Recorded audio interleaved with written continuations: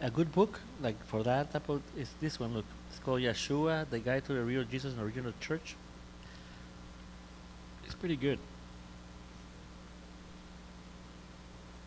It's called Yeshua, a Guide to the Real Jesus and the Original Church.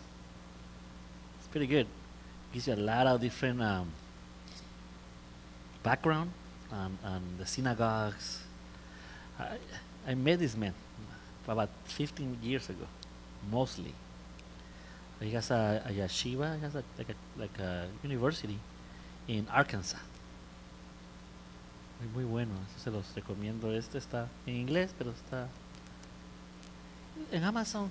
Mira, lo mejor es en Amazon. Yo diría que es lo mejor. Aunque puedes ir a Barnes Nobles y pedirlo. Y en 2 semanas te lo trae Barnes Nobles. Borders es raro. O sea, Barnes Nobles todavía no, espero que no. Ese día lloraré yo. Pero Amazon es más barato, sí es cierto. Nomás que te llega el libro y te que si no te gusta hay que regresarlo. Cambio, con Barnes Nobles lo pedís y llegas y lo ves. Y le decís, no, no me gusta, no tengo que comprarlo. Cambio en Amazon, tienes que comprarlo. It's called Yeshua, a Guide to the Real Jesus and the Original Church.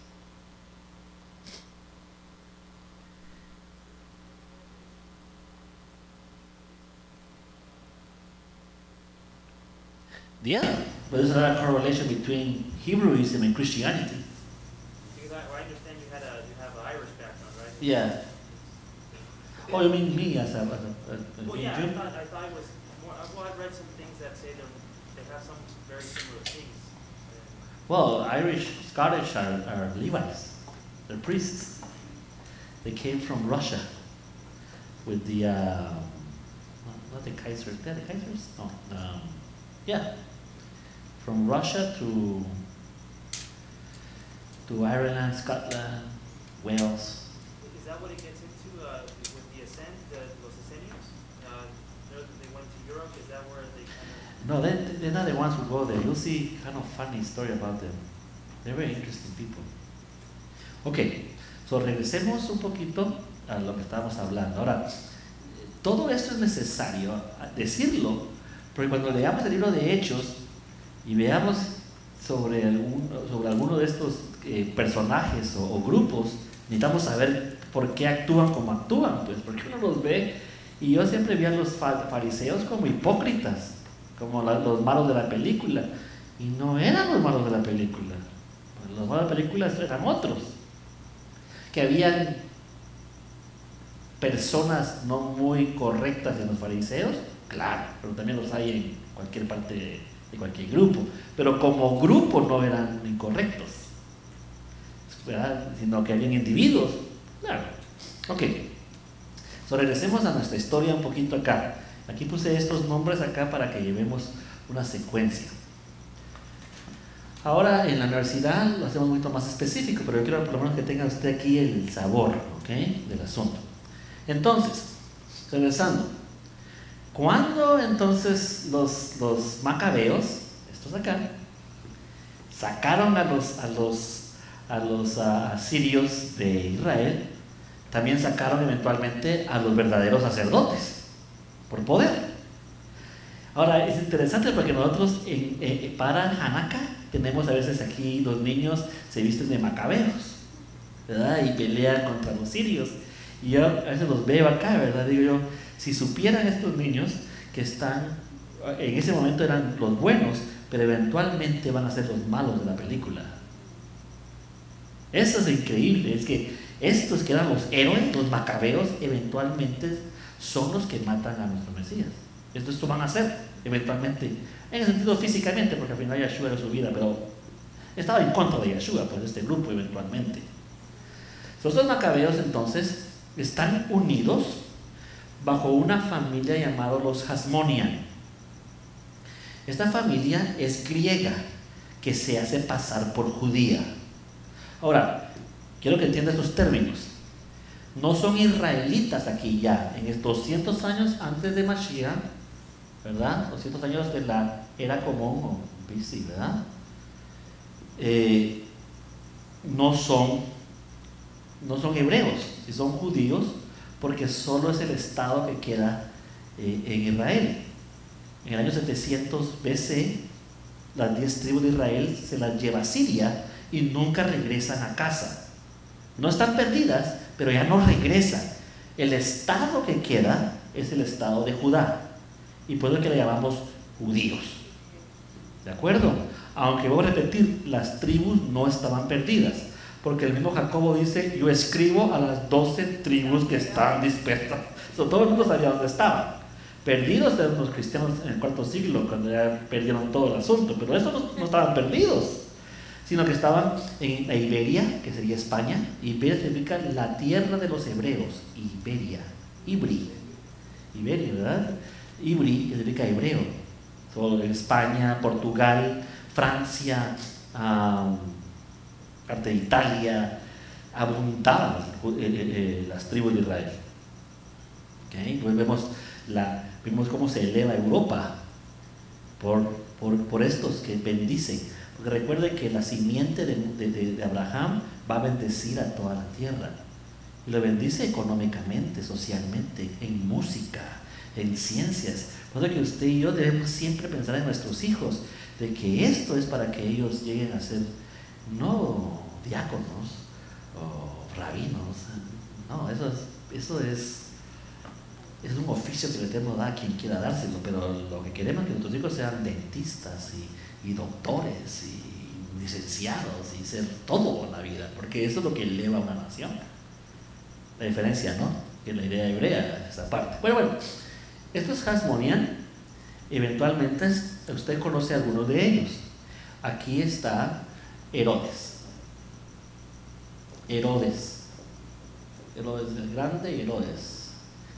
Herodes se creía el rey de los judíos, pero todos los demás judíos sabían que él no era judío, que era griego, que era mezclado, pues. ¿Ok? Este es Herodes. Entonces, como estas familias macabeos están unidos a ellos, entonces vienen y en el Brit Hadassah o el Nuevo Testamento son llamados saduceos. Saduceos son los macabeos con la unión con Herodes. Esta familia les daba fuerza a ellos para que pudieran regir políticamente. Los saduceos son gente política, de estatus alto. Se volvieron la crema de Israel. Se volvieron los meros. Son poderosos de dinero. ¿Okay? Mas sin embargo eran los que no deberían estar rigiendo el templo. Ahora, el templo era importante porque todas las tribus de Israel, todas, diezmaban. Imagínense, todos los diezmos y las ofrendas lo mandaban al templo. El templo era el banco. ¿Quién controlaba el templo? Controlaba la plata. Y como siempre es así el asunto. Hasta en el punto que cuando Yeshua entra y ve el templo, él no está enojado simplemente porque dos personas están cambiando dinero solo por cambiarlo. Él está furioso porque él sabe que están usando el templo para banco. ¿Y qué es un banco? Es lo peor, óigame bien, es lo peor que le puede pasar a una economía o a una nación. No un banco